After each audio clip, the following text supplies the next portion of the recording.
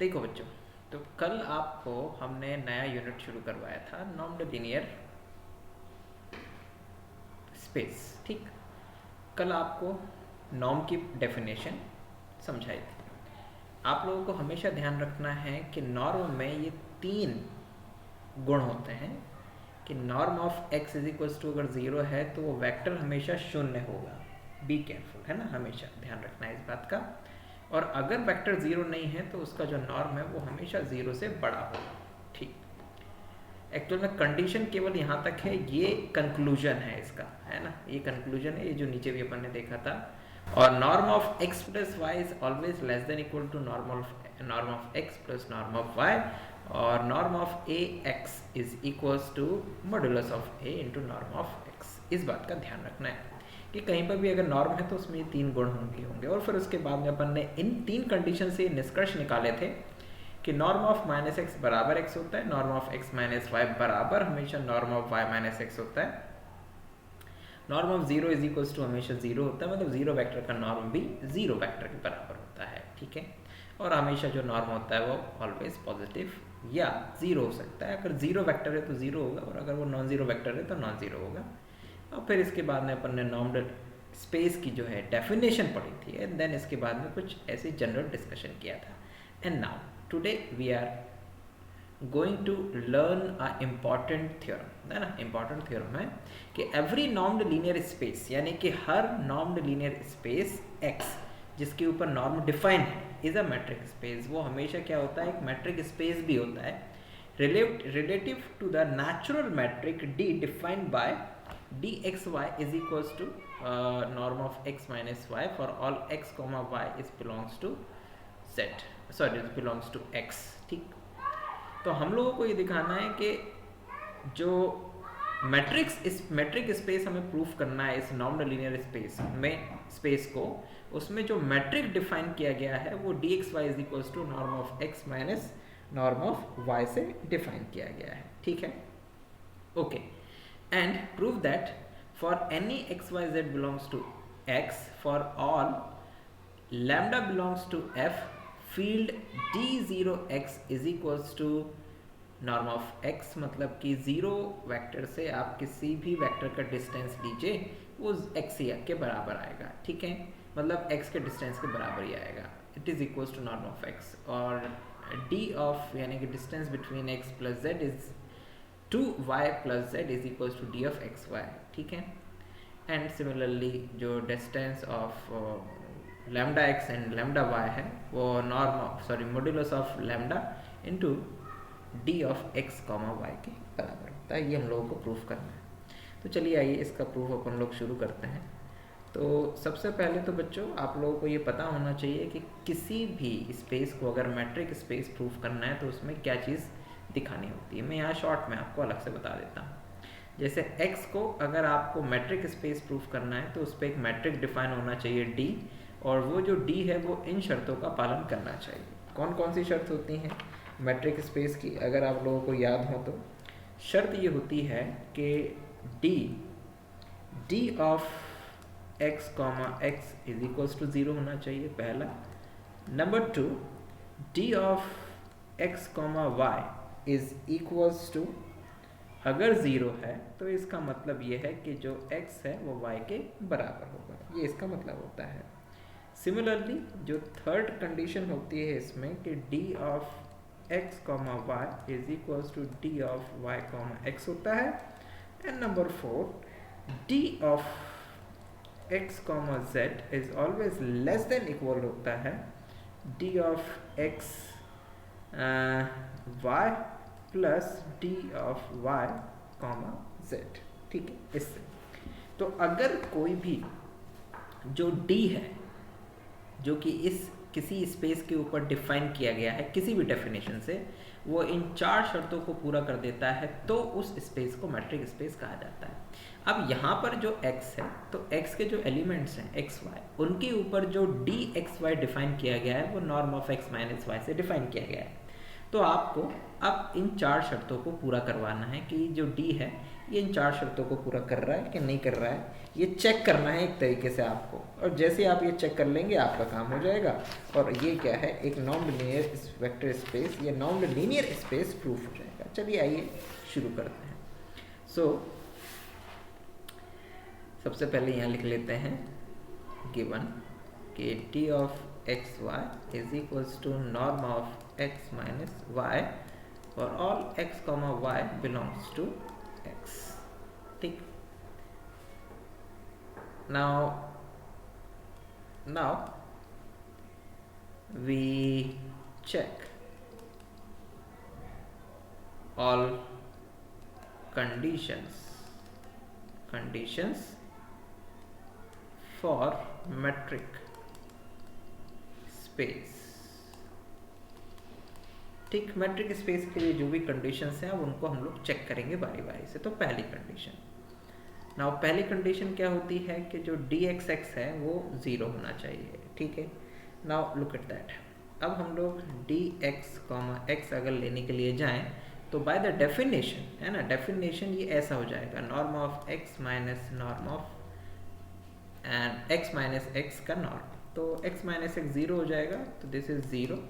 और 0 वेक्टर का जो नॉर्म होता है वो 0 होता है। तो पहली कंडीशन तो होगी भाई सेटिस्फाई, फर्स्ट सेटिस्फाई। ठीक है, नाउ द सेकेंड वन क्या थी? सेकेंड वन थी कि यदि आप इसके इफ, मतलब कि इफ अगर आप d x y is equals to 0 लेके चलें, तो d x y is equals to 0 का मतलब है कि norm of x minus y is equals to 0। अब अगर आप ये कह रहे हैं कि norm of x minus y is equals to 0 है, तो इसका मतलब ये हो गया कि x माइनस वाई को क्या होना पड़ेगा? 0 होना पड़ेगा। ठीक है ना, ये आपने नॉर्म की डेफिनेशन में पढ़ भी रखा है कि if norm of x is equals to 0, तो ये केवल तभी पॉसिबल है कि जब वो वेक्टर ही 0 हो। तो यहाँ पर x माइनस वाई का नॉर्म 0 के बराबर है, तो इट मीन्स दैट के x minus y is equals to 0। ठीक है ना, इसका मतलब ये हो जाएगा कि x बराबर y। ये आपका प्रूफ हो गया। ठीक है, दूसरी कंडीशन भी सेटिस्फाई हो गई। ठीक, ये एक्चुअल में 0 वेक्टर के बराबर आएगा, है ना, दिस इज द 0 वेक्टर। अगर आप ये कहते हैं कि norm x minus y is equals to 0, तो वास्तव में ये 0 वेक्टर के बराबर होता है, तो be careful. Now the third condition. तो थर्ड कंडीशन जो है हमारे पास में, वो हमसे क्या कहती है कि d x y is equals to d y x. तो इट्स लॉलीपॉप है ये। तो d x y is equals to norm of x minus y. और कल ही हम लोगों ने पढ़ा था कि norm of x minus y is equals to, आप चाहो तो यहाँ पे पूरा डिस्क्राइब करके भी लिख सकते हो। ये आपने माइनस कॉमन ले लिया, तो यहाँ से फिर ये -1 का मॉड्यूलस और ये norm of y minus x हो जाएगा। अब दिस इज इक्वल्स टू ये +1 हो जाएगा, and this is equals to norm of y minus x हो जाएगा, and this is equals to d of y comma x हो जाएगा। ठीक है, तो this is dy x। तो dxy is equals to dy x भी प्रूफ हो गया। and now the third one, sorry fourth वाला अब क्या है कि आपने ले लिया dxz, चलो ले लिया, तो this is equals to norm of x minus z। अब ये norm of x minus z को आप क्या लिख सकते हैं? this is equals to norm of x minus z को आप इस तरह से लिख सकते हैं, it's x plus y minus y और माइनस z। ठीक है, right. Now you can write this. अब आप इसको ऐसे लिख सकते हैं, this is norm of x minus y और प्लस y माइनस z। आप इसको इस तरह से लिख सकते हैं।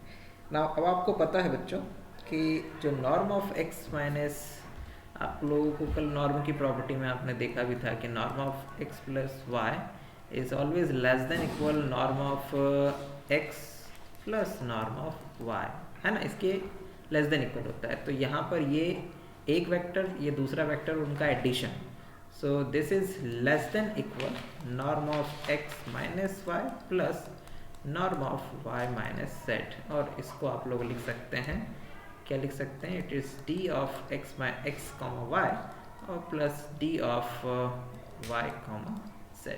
ठीक, ये आपके पास में आ गया। नाउ तो ये चारों कंडीशन बच्चों यहाँ पे प्रूफ हो गई। इसका मतलब आपने क्या प्रूफ कर दिया कि d of x comma z is less than d of x comma y plus d of y Z.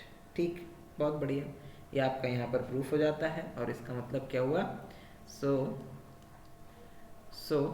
जो आपका x है ना, जो कि नॉर्म के साथ में था, है ना, x इज ये इस तरह से था, है ना, इज मेट्रिक स्पेस। तो ये आपका एक मेट्रिक स्पेस प्रूफ हो गया। चलिए भाई, बहुत बढ़िया। अब इसका सेकंड पार्ट करते हैं अपन लोग। सेकंड पार्ट में हमें कुछ चीज़ें प्रूफ करनी थी बच्चों। क्या प्रूफ करनी थी कि d0x is equals to norm of x। तो अब ये तो मतलब लॉलीपॉप टाइप की चीज़ें हैं, इसमें कोई दम है नहीं है। नाउ नंबर ए उसने क्या कहा था कि d ऑफ 0, x। तो d of 0, x is very easy. This is equals to norm of, आप कहीं पे भी कर दीजिए इसको कि इट्स 0 माइनस एक्स एक तरह से by the definition, and this is equals to minus of x. और आप जानते हैं कि norm of minus x is equals to norm of x के बराबर होता है। ठीक, सो यही आपको प्रूफ करना था, तो ये पहला वाला पार्ट प्रूफ हो जाता है। ठीक, now the second one, B part. आपको पता है कि नहीं कि ये minus norm of x is equals to plus norm of x कैसे लिख दिया हमने? अगर नहीं पता है तो मैं इसको फिर से आपको यहाँ पे बता देता हूँ। कल भी मैंने ये बताया था, वैसे इट्स वेरी इजी। जिस तरह से आपने ऊपर वाला करा था वैसे ही, कि ये एक्चुअल में पहले अपन लोग ऐसे करते हैं, माइनस का 1 इंटू एक्स। अब नॉर्म की डेफिनेशन से कोई भी स्केलर अगर अंदर है वेक्टर के साथ में तो वो बाहर आ जाता है, तो उस पर मॉड्यूलस लग जाता है और ये वेक्टर एज इट इज, और ये मॉड्यूलस ऑफ -1 बराबर +1 हो जाता है। So that's why it become norm of x. इसलिए इसको प्लस नॉर्म ऑफ एक्स लिख सकते हैं, अदरवाइज इस नहीं लिख सकते थे। Now the second one, second condition क्या थी? ओके, वो भी कुछ दम नहीं है उसमें। सेकेंड कंडीशन थी कि d of x plus Z comma y plus z is equals to norm of x plus z, है ना। अब norm of by the definition x plus z and minus of y plus z, ये आ जाएगा। ठीक है, अब यहाँ से आप देखिए कि कुछ कैंसिल हो रहा है क्या? तो दिस इज इक्वल्स टू, ये आपका z से z cancel, this is equals to norm of x minus y and this is equals to d of x comma y. ये भी आपका लॉलीपॉप टाइप का क्वेश्चन था, ये भी यहाँ पर प्रूफ हो जाता है। चलिए बच्चों, अब अगला वाला, अगले वाले में क्या था? सी में आपका था d of lambda x comma lambda y. So this is equals to norm of lambda x minus lambda y by the definition. ये सिंपल सा इतना हो जाएगा, है ना, ये नॉर्म। अब इन दोनों में से लैम्डा कॉमन ले लीजिए पहले, तो लैम्डा कॉमन ले लेंगे तो ये x माइनस वाई ऐसे बन जाएगा। अब नॉर्म के बाहर कोई भी स्केलर जाता है तो वो मॉड्यूलस के फॉर्म में चला जाता है, तो this is x minus y. अब ये आपका d of x y, this is modulus of lambda into d of x comma Y.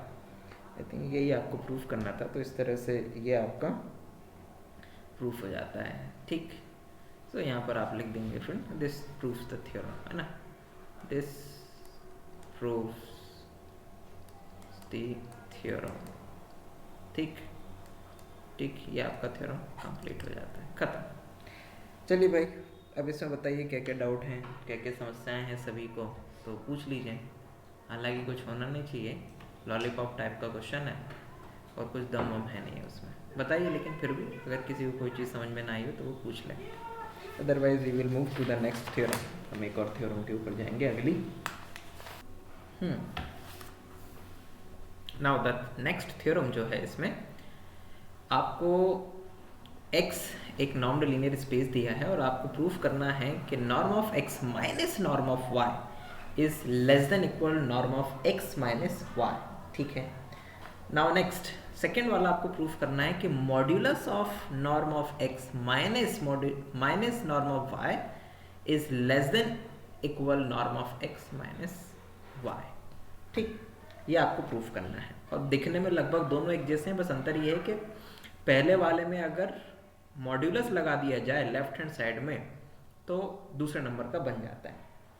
तो इसमें कंफ्यूज नहीं होना, इट्स वेरी इजी, आसान है और ज़्यादा दम भी नहीं है उसमें, ठीक। अब ज़रा ध्यान दीजिएगा, हम लोग इसको प्रूफ करते हैं। Look at that. पहला वाला प्रूफ करने के लिए आप यहाँ से शुरुआत करिएगा, है ना, कि norm of x is equals to, हम लोग ऐसा लिख सकते हैं इसको, norm of x minus y plus y, है ना। हमने क्या करा, वाई को जोड़ दिया, घटा दिया। अब तुम्हें पता है नॉर्म की डेफिनेशन से, क्या नॉर्म की डेफिनेशन, कि norm of x plus y is less than equal norm of x plus norm of y. ये नॉर्म की डेफिनेशन है, तो हम इसको लिख सकते हैं less than equal norm of x minus y plus norm of y. ये हम लोग लिख सकते हैं यहाँ पे, ठीक, लिख दिया, बहुत अच्छी बात है। अब एक काम करो, सब्ट्रैक्टिंग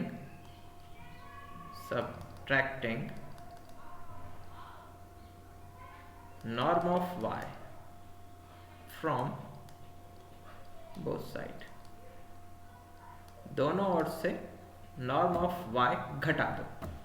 तो लेफ्ट हैंड साइड में तो आ जाएगा norm of x minus norm of y, और लेस देन इक्वल चल रहा था तुम्हारा norm of x minus y और प्लस नॉर्म ऑफ y, और ये माइनस का नॉर्म ऑफ y, है ना, दोनों ओर घटा दिया था तुमने। तो ये और ये तो कट जाएगा और तुम्हारे पास में आ जाएगा कि norm of x minus norm of y is less than equal norm of x minus norm of y।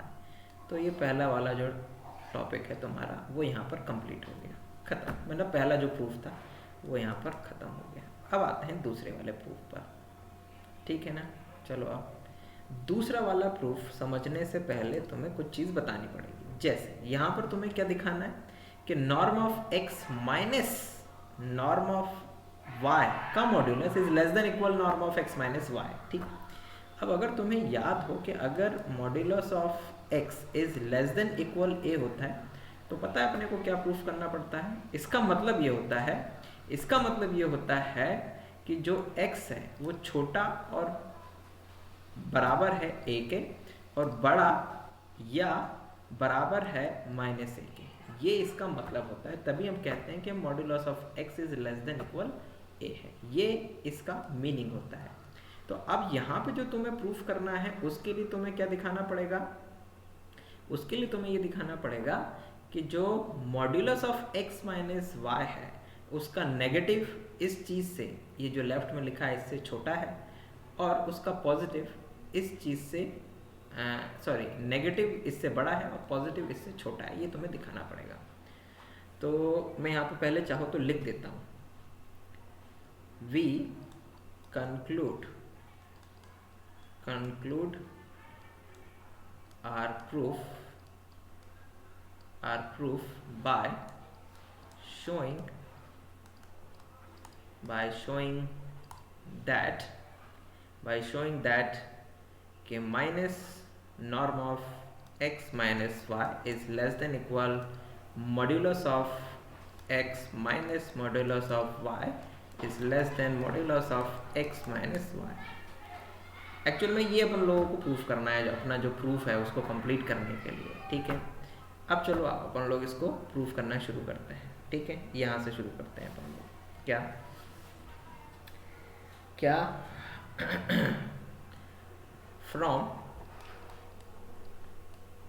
From result one क्या कहता है कि norm of x minus norm of y is less than equal norm of x minus y, ये कहता है। तो इसका मतलब ये हो गया कि norm of y minus norm of x is less than equal norm of y minus x, हाँ या ना, क्या कर दिया अपन ने, है ना, interchanging y and x, y और x को इंटरचेंज कर दिया तो अपने पास में ये आ गया। अब ज़रा ध्यान देना, इसका मतलब ये हो गया, इसका मतलब ये हो गया कि अगर हम दोनों और माइनस का मल्टीप्लाई करते हैं, ध्यान देना, माइनस का मल्टीप्लाई कर दिया हमने दोनों और, तो जब माइनस का दोनों और मल्टीप्लाई करेंगे तो ये जो लेस देन इक्वल है ना, इसका साइन ऐसा हो जाएगा, ग्रेटर देन इक्वल माइनस, एक चीज़, एक मिनट, इसके पहले एक चीज़ और, एक लाइन और लिखनी थी, ये लाइन बाद में आएगी, एक लाइन और आएगी भी, ठीक। अब इसका मतलब ये जो आपने लिखा, इसका मतलब है कि norm of y minus norm of x is less than equal norm of x minus y। क्यों? क्योंकि norm of x minus y बराबर होता है norm of y minus x के। ये हम लोग प्रूफ करके आ भी चुके हैं, ठीक है, बहुत अच्छी बात है ना। अब अगर अपन दोनों और माइनस का मल्टीप्लाई करते हैं तो minus of norm of y minus norm of x is greater than equal minus norm of x minus y का नॉर्म, ठीक। अब ये लेफ्ट वाला जो माइनस साइन है उसका तो अंदर मल्टीप्लाई कर दो, तो ये हो जाएगा तुम्हारे पास में norm of x minus norm of y is greater than equal minus of norm of x minus y, ठीक। ये ऐसा हो जाएगा, बहुत अच्छी बात है। तो इसका मतलब क्या हुआ, दिस इम्प्लाइज दैट कि minus of norm of x minus y ये चीज़ छोटी है या बराबर है किससे, norm of x minus norm of y से, ठीक है, ये इससे छोटी है। साथ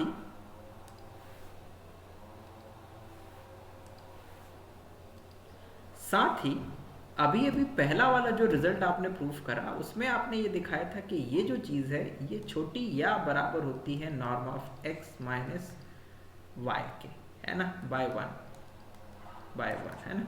ये वाली चीज़ इससे छोटी होती है। ये कहाँ से आया, ये 1 से आया। तो अब अगर आप देखें कि जो चीज़ आपको दिखानी थी वो चीज़ आ गई है कि norm of x minus y, norm of x minus norm of y, मतलब ये जो बीच वाली चीज़ है, ये वाली जो चीज़ है ये छोटी या बराबर है किसके, norm of x minus y के, और ये बड़ी या बराबर है minus of norm of x minus y के। तो इसका मतलब ये हो जाता है कि modulus of norm of x minus norm of y का modulus close is less than equal norm of x minus y, ठीक है, ये इसके बराबर हो जाता है। That's all in this question, ठीक। तो ये आपका यहाँ पे थ्योरम नंबर 2 जो है वो प्रूफ हो जाता है, that's proofed, hence proofed,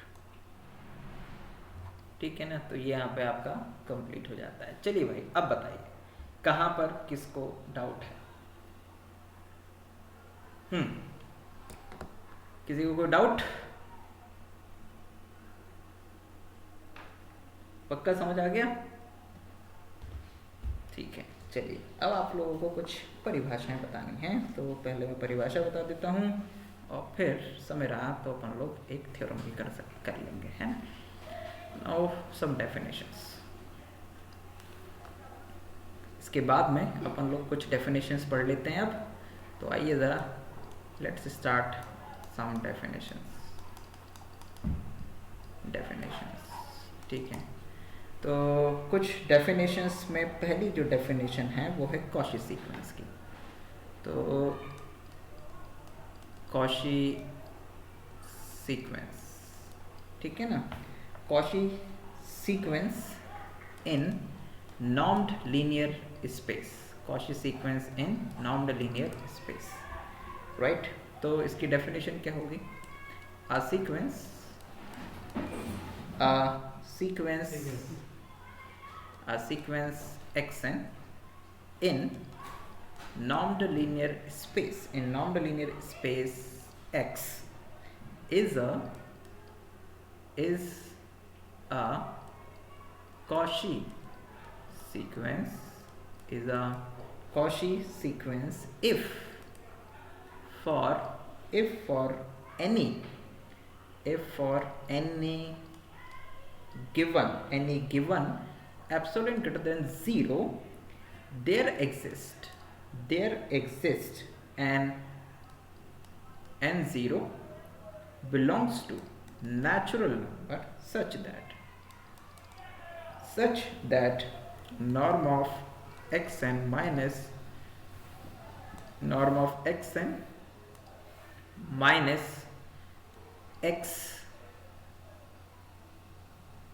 xm is less than not equal, it's less than epsilon for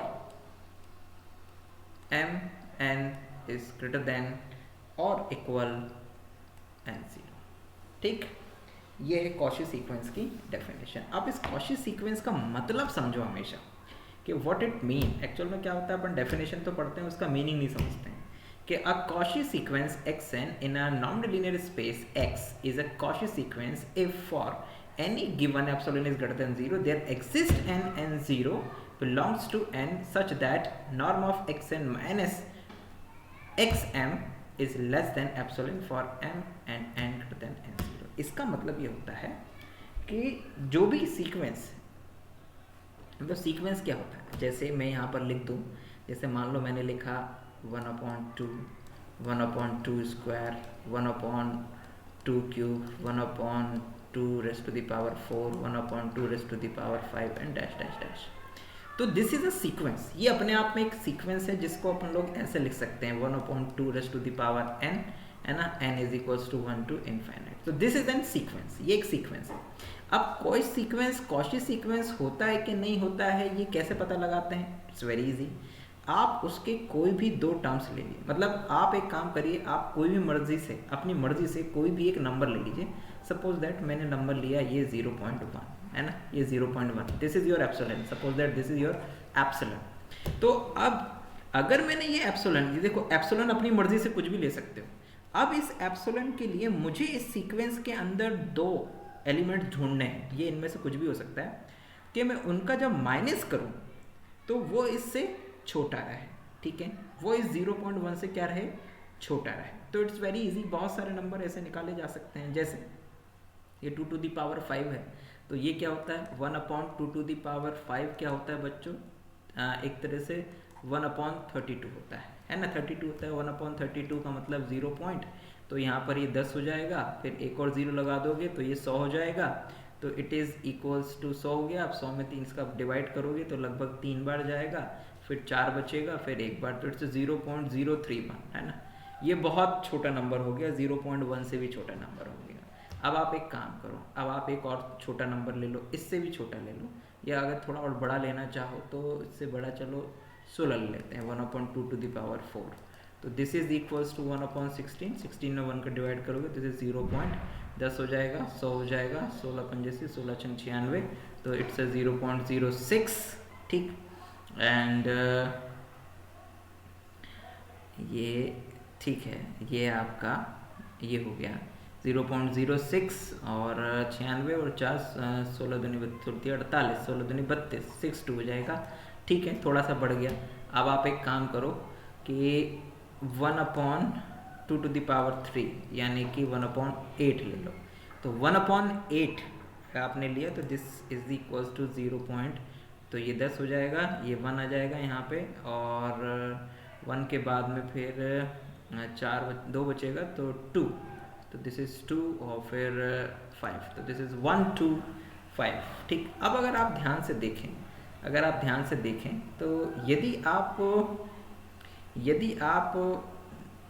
1/2 to the power 4 में से या 3 में से, इसको 3 ले लो, 3 में से यहाँ पे इसको हटा दे, इसको सही कर देता हूँ, हाँ। तो ये 1/2 to the power 3 में से अगर 1/2 to the power 4 तुम माइनस करते हो तो this is equals to what, norm, मतलब कि एक तरह से उसमें से आप एक तरह से उसका पॉजिटिव वैल्यू, दैट्स ऑल, बस और कुछ नहीं।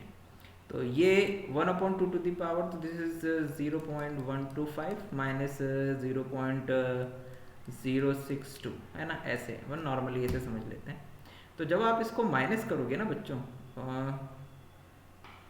ओके 1 2 ठीक है और 6 ठीक है, चलो इनको माइनस करते हैं। तो ये 0.125 में से 0.625 जब माइनस करोगे तो दिस 0.125 0.062, इसको माइनस करोगे 5 में से 2 जाएगा 3 बचेगा, 12 में से 6 जाएगा 6 बचेगा और यहाँ पे 0 आ जाएगा तो इट्स 0.63, तो it is equals to 0.6063 and definitely this is less than epsilon. आपने एप्सिलॉन अपनी मर्जी से लिया बच्चों, है ना, तो एप्सिलॉन आपने अपनी मर्जी से लिया तो उसके लिए आपको दो नंबर्स मिल गए, कौन से, 1/2 to the power 3 minus 1/2 to the power 4, ठीक।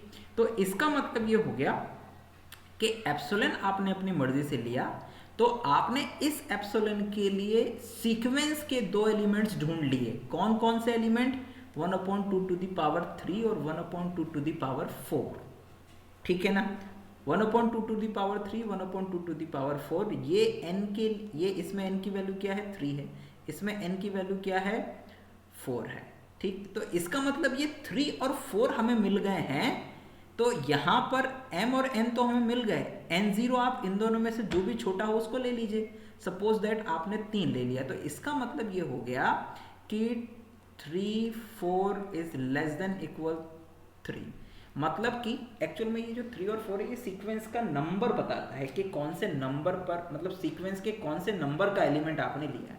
तो आपने लिया था तीसरे नंबर का n = 3 और आपने लिया था n = 4 वाले नंबर का, और जब आपने उन दोनों का माइनस किया तो जो अपनी मर्जी से आपने कुछ भी जो एप्सिलॉन सेलेक्ट कर लिया था उसके लिए ये वाली शर्त पूरी हो गई है कि 1/2 to the power 3 minus 1/2 to the power 4 is less than that epsilon।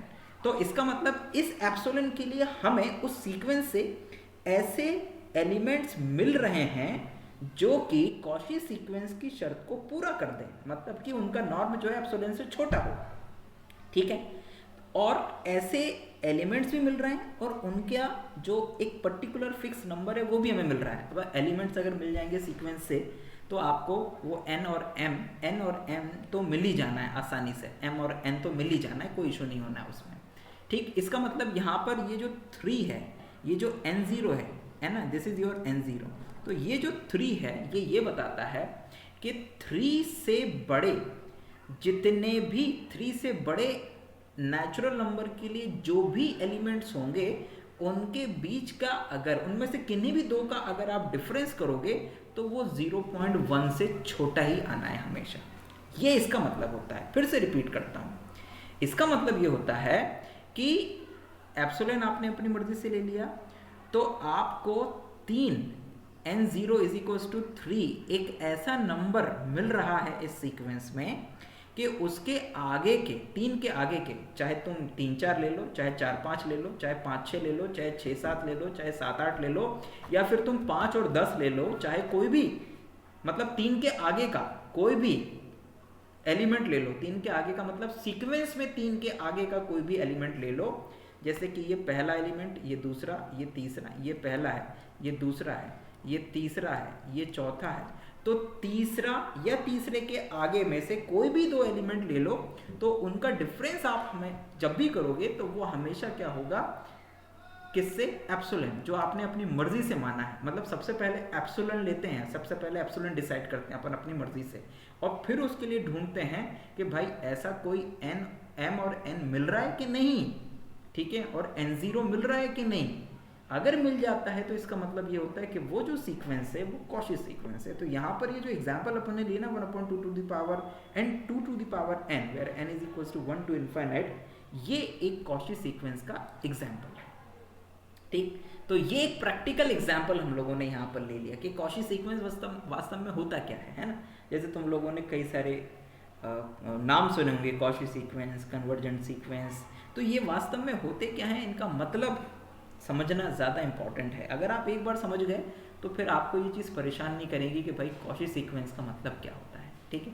Cauchy sequence मतलब कि उसके किन्हीं भी दो एलिमेंट्स का जो डिफरेंस है वो हमेशा एक पर्टिकुलर नंबर एप्सिलॉन से कम आना चाहिए, ठीक है, तो ऐसे सीक्वेंस को कॉची सीक्वेंस कहते हैं। ठीक है, चलिए आइए, तो ये तो हो गई बच्चों कॉची सीक्वेंस की डेफिनेशन और इसका एक प्रैक्टिकल एग्जाम्पल भी यहाँ पे है ना। चलो ये हो गया, ये आप लोगों को बीएससी में और अच्छे से दिए होंगे इस तरह के क्वेश्चंस। तो this is your first definition Cauchy sequence. अब इसके बाद में आ जाता हूँ कन्वर्जेंट सीक्वेंस। ठीक है ना, ये तो कॉची सीक्वेंस हो गया, फिर इसके बाद में आ जाते हैं अपन लोग कन्वर्जेंट सीक्वेंस। ठीक है ना, तो व्हाट इज कन्वर्जेंट सीक्वेंस। ठीक, तो कन्वर्जेंट सीक्वेंस क्या होता है, चलिए आइए देख लेते हैं इन नॉन लीनियर स्पेस। ठीक है, तो अ सीक्वेंस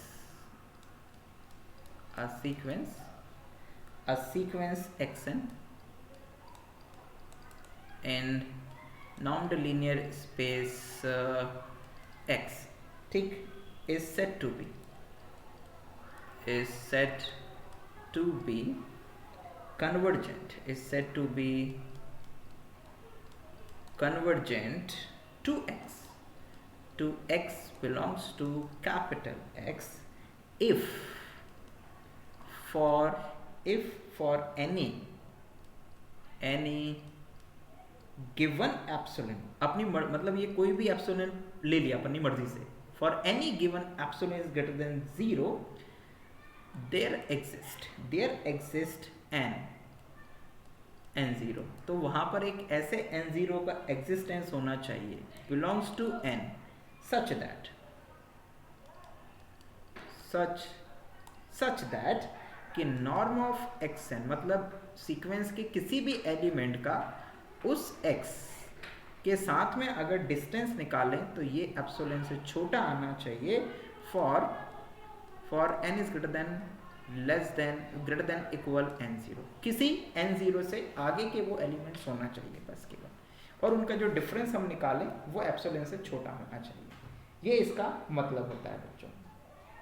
ठीक है, अब ये सीक्वेंस और कन्वर्जेंट होना किसी पॉइंट पर, इसका मतलब क्या होता है ये मैं आपको समझाने का प्रयास करता हूँ यहाँ पर। ठीक है, अब जैसे मान लो हम लोग कोई एग्जांपल ले लें, फॉर एग्जांपल आपने एक सीक्वेंस ले लिया 1/, सपोज दैट यहाँ पर आपने ले लिया सीक्वेंस 1/n²।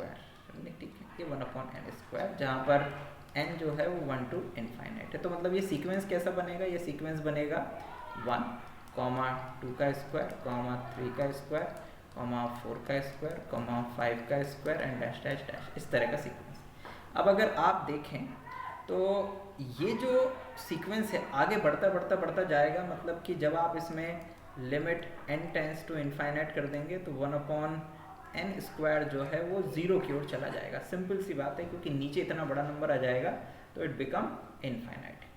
तो अब ये जो 0 है, ये पहली बात x में होना ज़रूरी है, जो भी लिमिट है वो x में होना ज़रूरी है।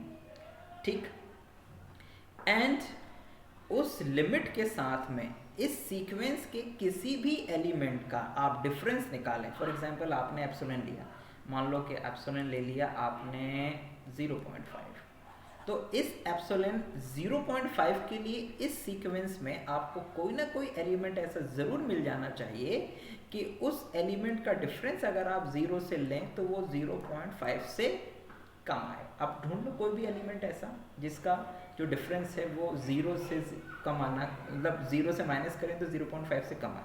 इट्स वेरी इजी, आप किसको ले सकते हैं 1/2², जैसे 1/2² मतलब this is the 1/4, this is 0.25 है, तो आपने ले लिया 1/2²। ठीक, ये मतलब सीक्वेंस का ये सबसे छोटा मतलब सबसे बड़ा, जिसे कहें कि ये सब सीक्वेंस में सबसे पहला एलिमेंट है जिसका डिफरेंस अगर आप 0 से निकालें, मतलब इस सीक्वेंस की लिमिट से निकालें, तो उसका डिफरेंस 0.5 से कम आना चाहिए। ठीक है, तो जब आप ये निकाल रहे हैं तो ये शर्त का पालन हो रहा है। तो इसका मतलब ये हुआ कि इस पर्टिकुलर केस में जिसमें एप्सिलॉन आपने ये लिया है, उसके लिए जो n0 है उसकी वैल्यू है 2।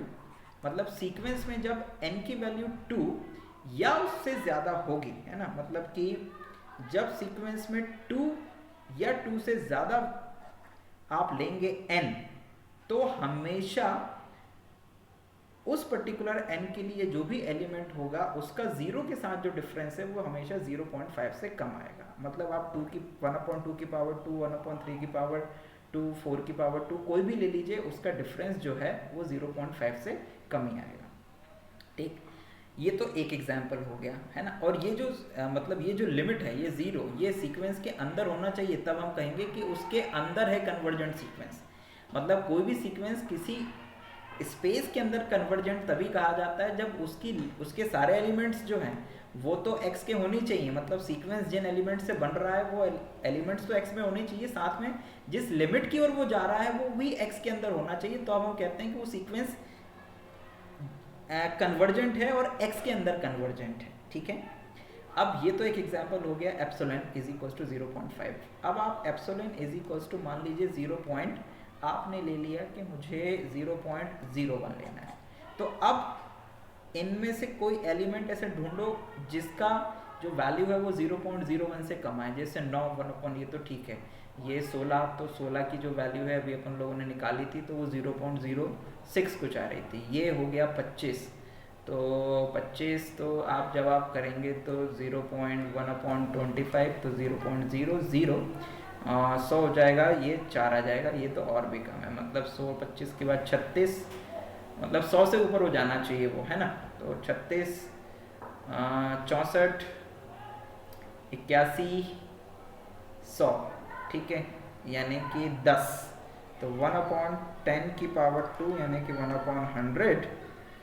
ओके, तो इसका मतलब ये हो गया कि ये तो 0.01 आ जाएगा। ओके, तो इसका मतलब ये हो गया कि अपने को इससे बड़ा, मतलब कि n इज इक्वल्स टू 11 लेना पड़ेगा। तो इसका मतलब ये हुआ कि अगर आप एप्सिलॉन ये ले रहे हैं तो यहाँ पर फिर 1/n to the power 2 is less than 0।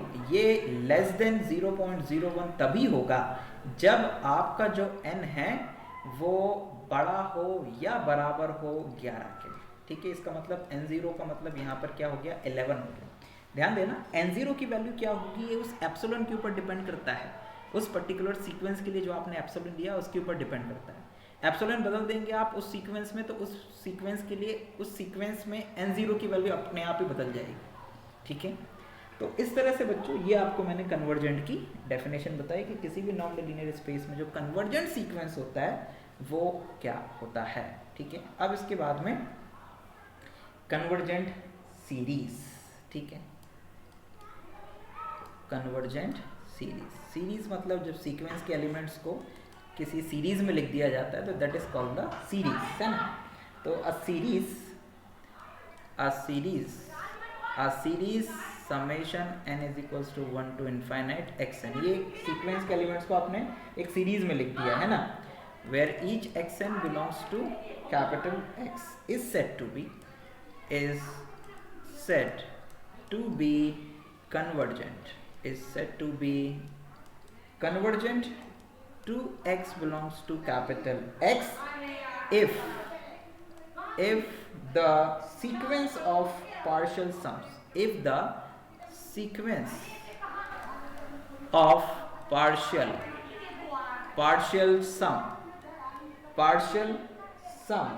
कौन से पार्शियल सम्स, आपने इसके n एलिमेंट्स लिए सीक्वेंस के और उनका पार्शियल सम बना दिया Sn,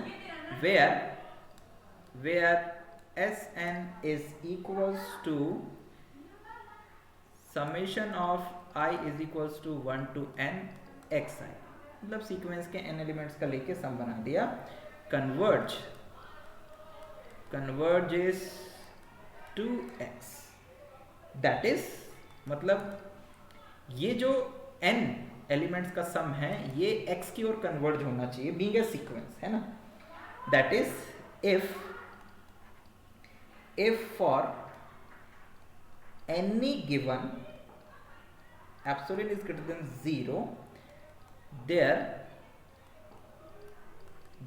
exists an n0 belongs to natural number such that कि आप Sn का x के साथ में डिफरेंस निकालें तो ये एप्सिलॉन से छोटा है और जहाँ जो n है वो इस n0 से क्या होना चाहिए, बड़ा या बराबर होना चाहिए। तो उस केस में हम इस सीक्वेंस को, सॉरी इस सीरीज को क्या कहते हैं, कन्वर्जेंट कहते हैं।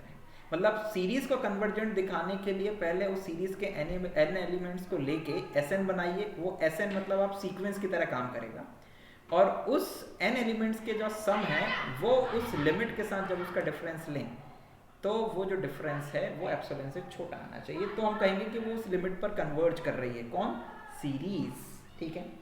और उसी तरह एक और सिंपल सा है, क्या है, absolute, absolutely convergent, convergent series. तो एन एब्सोल्यूट कन्वर्जेंट सीरीज का सिंपल सा मतलब है कि कोई भी सीरीज जो है, मतलब यही सीरीज जो है, यही वाली जो सीरीज है, ये कन्वर्जेंट, एब्सोल्युटली कन्वर्जेंट कही जाती है यदि अपने आप में n is equals to 1 to infinite modulus of xn।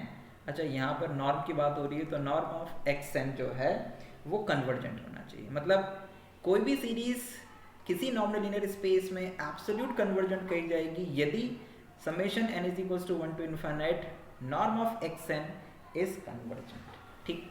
तो बच्चों आज ये इतनी डेफिनेशंस हम लोगों ने पढ़ ली। किस किस की डेफिनेशन पढ़ ली? हमने पढ़ लिया कि कॉची सीक्वेंस क्या होता है, कन्वर्जेंट सीक्वेंस क्या होता है, कन्वर्जेंट सीक्वेंस सीरीज क्या होती है, और एब्सोल्यूट कन्वर्जेंट सीरीज क्या होती है, ये हमने पढ़ा। आई होप कि आज की क्लास में जितना भी डिस्कशन हमने किया वो आप लोगों को समझ में आया होगा। फिर भी कोई डाउट या क्वेरी अगर आपके मन में है तो आप लोग पूछ सकते हैं। कल मैं इसके आगे की जो थ्योरम्स है वो पढ़ाऊंगा।